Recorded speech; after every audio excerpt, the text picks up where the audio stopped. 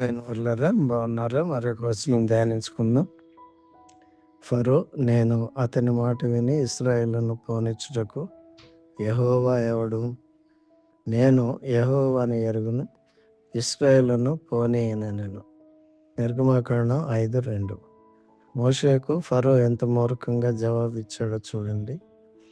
నేను అతని మాట విని ఇశ్రాయేలును పోనిచ్చుటకు యెహోవా ఎవడు అని జవాబిచ్చాడు. అప్పుడు యెహోవా ఫరోకు మరియు ఐగుప్తు అంతటికీ తీర్పు తీర్చడం ద్వారా తన సార్వభౌమాధికారమును కనపరచుట ప్రారంభించాడు. అదేవిధంగా దేవునిని ఎదిరించేవారు కనికరం లేని తీర్పులను పొందుతారు. కానీ ప్రభువైన యేసుక్రీస్తు ద్వారా దేవుడు మనలను తన చిత్తమునకు లోబడి నిత్యమైన ఉగ్రత నుండి తప్పించుకొనుటకు మరొక తరుణమును అనుగ్రహించాడు.